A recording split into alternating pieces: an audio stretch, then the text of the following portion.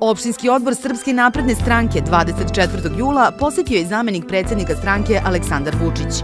Tom prilikom predstavnici Srpske napredne stranke položili su vence na spomen obeležje u Obrenovačkom parku.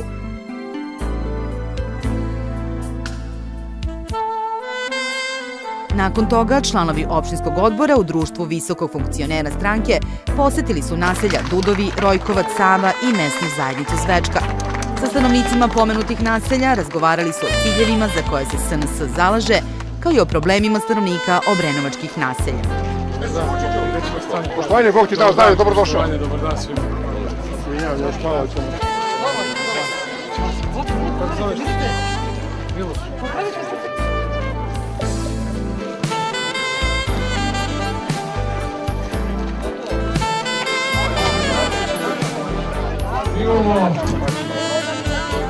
Mi imamo, nažalost, dragi prijatelji, 1.800.000.000 budžetskog deficita svake godine. Kad dodate tome kamate koje moramo da platimo, recimo sledeće godine, to će biti 1.200.000.000, samo država Srbija će imati takav minus od 3 milijarde evra. Sa minusom od 3 milijarde evra niko od nas ne zna kako to izgleda, ali zamislite da mi naše najbolje i najmoćnije i najjače javno preduzeće nismo mogli da dobijemo, za njega nismo mogli da dobijemo 1.200.000.000, onda možete da mislite šta je to 3 milijarde i koliko je zemlja u velikim problemima. Nažalost, mi se svakoga dana samo zadužujemo, svakoga dana samo uzimamo nove i nove kredite zato što nema proizvodnje, nema poljoprivrede, nema industrijske proizvodnje, nema ničega. A kako da ima poljoprivrede, ona je na nivou s kraja 19. veka danas, kad seljak ne zna ni šta da gaji, ni šta da seje, šta da sadi, nije mu jasno ni koje će dogodine pariteti da budu i da li će biti bilo kakvih, ni koja će cena žive vage svinje da bude, ni kolika će cena jabuke da bude, niti bilo čega drugog. Mi smo prošle godine uvezli 19.500 tona jabuke iz Makedonije. Za to vreme jabuka je ovde bacana uglavnom ono što je prodavano, to je bila najniža moguća cena.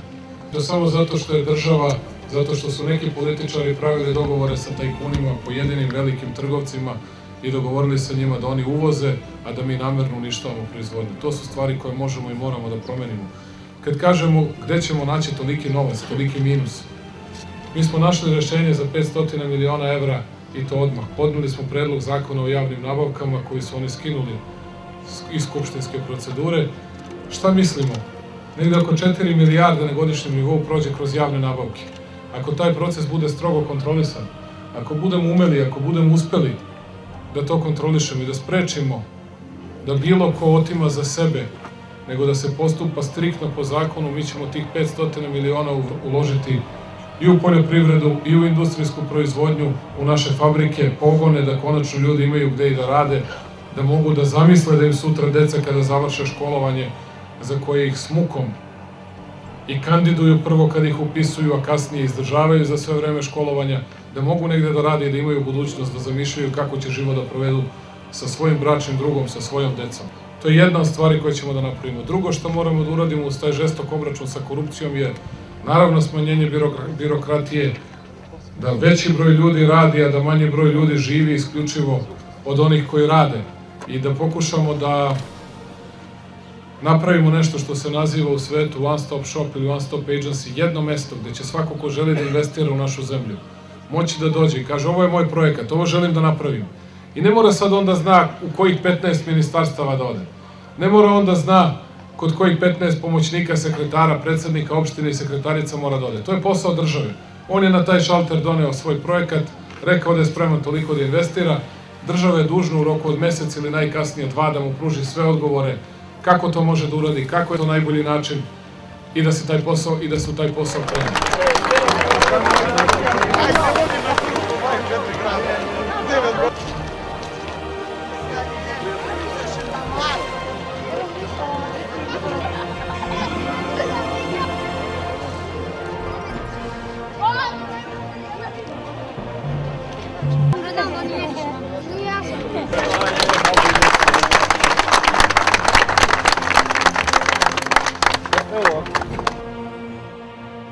Japan ima u Slovačkoj i Češkoj oko 300 svojih pogona. A zašto ne dođu ovde? A tamo im je skuplja cena radne snage. Skuplja im je radna snaga 3 do 4 puta. Ovde nije nekvalifikovana, ovde je kvalifikovana radna snaga i ovde su vredni ljudi. Naše je da ih privučemo svim ovim merama, o tome sam razgovarao i u Japanu sa potpredsednikom vlade, sa predsednikom njihove skupštine, na svakom mestu da ovo uradimo i onda će njihovi investitori dolaziti ovde, a ne da imamo jednu njihovu fabriku. Sramote da imamo jednu, a da oni žele da nas smatraju prijateljskom zemljom. Mi imamo problem što imamo vladu koja uopšte ne zna šta je činiti. Nema nikakav plan i program. I uvek je rezultat na semaforu 0,3. Pričali su nam do pre neki dan kako će problem Kosova da reše. Taman, super nam je krenulo, razgovori, pregovori, dobro, u redu, razgovori, niko ne misli na bilo koji drugi način da te probleme rešava. U redu razgovori, ali šta je cilj? Šta je smisao razgovora? Šta će to Srbi da dobiju? Rekli su Srbi će živeti bolje. I od toga da će Srbi živeti bolje dobili smo to da mi ne možemo iz centralne Srbije da izvezemo robu na Kosovo i Metohiju i time ćemo da imamo gubitak dodatni minus od 350 miliona evra. To je ono o čemu vam govorim. Možda se oni najlepše slikaju, možda su oni lepši od nas. Kao fudbalski tim koji izađe na teren, možda imaju lepše dresove, ali rezultat je uvek loš. Oni su majstori da vam kažu kako ste nešto dobili. Pa vas molim samo, molim vas, što god da mi kažete, samo vas molim da o tome razmišljate u buduće. Rekli su vam, dobit će vaša deca besplatno udžbenike 1. septembra, tako? Te udžbenike 1. septembra neće dobiti besplatno, zato su uzeli kredit. Oni će to da vam podele, a onda ćete vi odavde i svi građani Beograda zajedno i skuplje će vas izaći tako jer ćete morati i kamatu da plaćate za te udžbenike. Pa su rekli, stigli su nam novi tramvaji. Platili smo, a nismo to platili iz budžeta. Da smo platili iz budžeta, skinuo bi kapu pa bi rekao svaka čast ljudi, ostvarili ste višak, napravili višak u budžetskim sredstvima, znači uspešno, ozbiljno i dobro ste vladali. Ne, oni to nisu uradili, nego su za to uzeli kredit. I osim što su uzeli kredit, nisu dobro izračunali osovijski razmak, pa ti tramvaji ne idu, nego sad ruše ivičnjake za dodatnih 10 miliona evra. Pa su vam rekli kako su izgradili vrtiće. Svaki vrtić u Beogradu, na teritoriji grada Beograda, u Obrenovcu, u Čukarici, bilo koje druga opština, izgrađen je isključivo iz kredita. I sve će ova deca morati da vraćaju. Sve. I samo vas molim, da kad vam kažu, govorili su mi, sećate se već godinama sam valjda dežurni lažov, tako mi kažu, za most preko Ade Ciganlije. Govorili su velelepni, ne znam kakav, kaže košta samo 120 miliona evra. Ja sam govorio, lažete narod, košta 404 miliona 950 hiljada, imam papire za to. Oni su govorili nije istina. Kad sam pokazao papire, a jedva sam do njih došao, onda su rekli, pa jeste, Vučić je u pravu, to košta 405 miliona evra, a sa pristupnim saobraćajnicama. Izvinite, koje to pristupne saobraćajnice koštaju 300 miliona evra? Ko je to? Kad im je Careva Ćuprija kao najkomplikovanija koštali na tenderu izašli i završeni radovi sa 19 miliona evra. Ja sad znam da je to negde vama i svakome od nas daleko, pošto nam te pare nisu bile u kući. Nismo na njih ni računali. Ali vas molim da razumete da to jesu vaše pare. Od našeg novca će to morati da se nadoknadi. Može čovjek da uzme za jednu ili dve stvari kredit, a ne može da uzme za 1000 stvari kredit. Zato što one računaju posle njih potop, posle njih kraj za sve.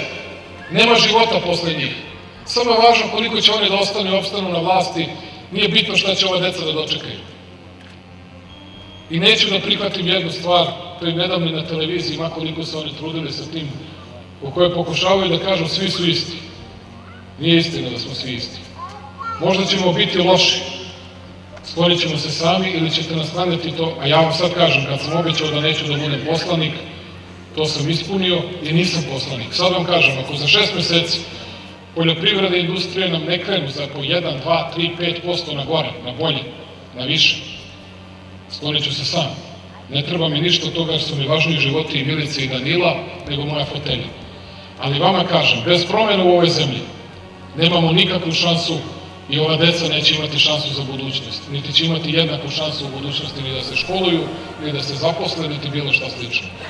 A vaše je da razmislite. Postoje samo dve opcije. Jedna koja je za status quo, jedna koja je za to da ostane sve apsolutno isto, onda glasajte za režim ili režimske stranke, ili ukoliko hoćete da glasate za promene, onda glasate za SNS. Ali, naravno, na vama je izbor. Vi ćete doneti odluku. Ali vas koji jeste za promene, molim samo da tog dana kada budu izbori, Samo vas molim da budete vredni, da budete marljivi i da zbog 15 minuta koliko vam je potrebno do biračkog mesta i nazad, oni koji su najgori, oni koji su uzeli sve od vas, sve od Srbije, ne ostanu i dalje na vlasti. Hvala vam.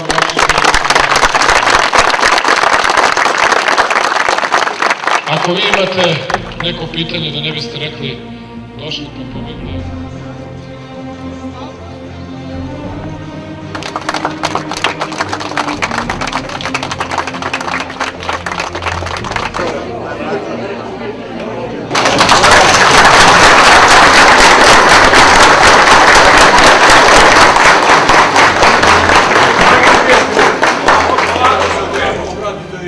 Mogu da vas zamolim samo, pošto ima i ljudi napolju, a oni čak i kisnu. Mogu odavde da se obratim i vama i njima, a da se okrenete samo ovako ako vam nije problem. Ako treba mi izađemo napolje, nema problema. Kiša je napolju. Kiša je napolju. Onda ne kuđu svi. Ovdje se ne kuđu. Ako kiša neka, otišemo svi.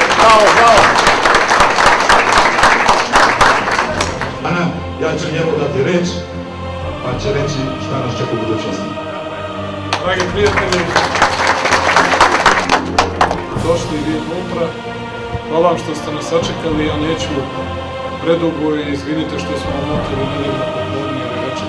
Ako hoćete, želeo sam da vam se zahvalim i na tome što trpeljivo i strpljivo poštujete i Srpsku naprednu stranku i što ste uspjeli da sve udale koji su režimi i koji se promenili.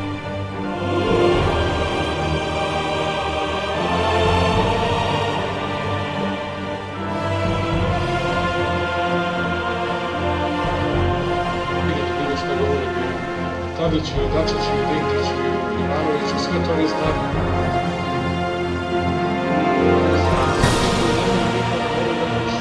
Nešto veliko uradili, nešto mnogo dobro uradili. Imajte u vidu, dragi